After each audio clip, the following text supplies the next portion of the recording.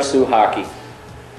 Joining me in the studio today is renowned hockey player, winner of the 1980 gold medal in what else?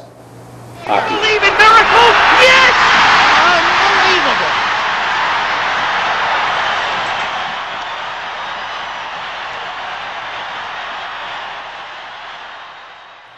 Ice hockey. Mr. Dave Christian. Now, Dave also enjoyed a lengthy career in the National Hockey League. Played for the Winnipeg Jets, the Washington Capitals, and we're just so thrilled to have him in the studio today. Dave, thank you so much for being here and joining us on our Save Our Suhaki program. It's my pleasure. I certainly wish we were meeting under better circumstances, Hans. I know this Suhaki situation has us all very concerned. Well, you said it, Dave. One of the primary reasons that we had our Suhaki team of investigators book you on the show today is that we have come to find that you have a very personal connection to Suhaki. That's very true. Having grown up in the northern region, I came to know Suhaki as a young boy. Ever since those childhood days, I've had a deep concern for the health and well-being of Suhaki. I mean, anyone who's been around Suhaki knows what I'm talking about here. Exactly. I'm just curious, Dave, what is it specifically that has generated such personal enthusiasm and passion for Suhaki?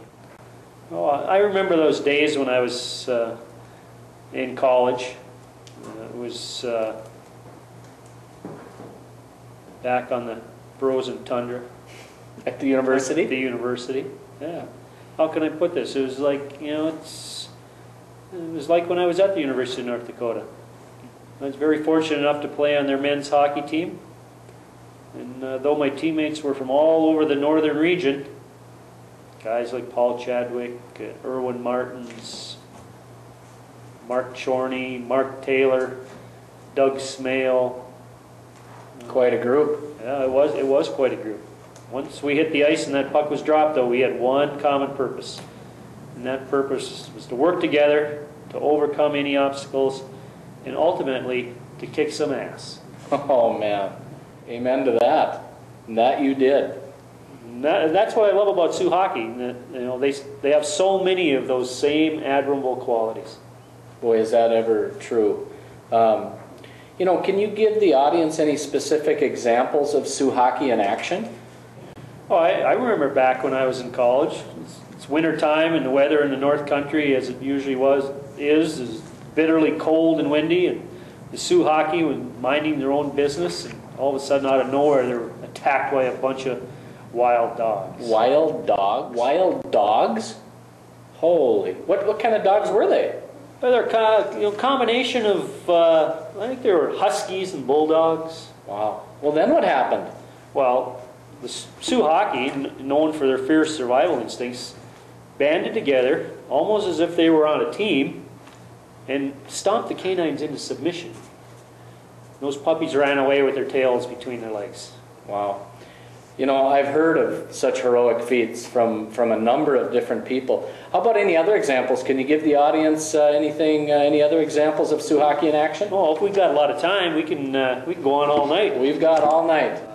You know, I could talk about how the Suhaki squashed a bunch of badgers that tried to take over their home range, or the time that Suhaki went to the stream to get some fresh water and were attacked by a clan of beavers, only to drown the beavers in the creek.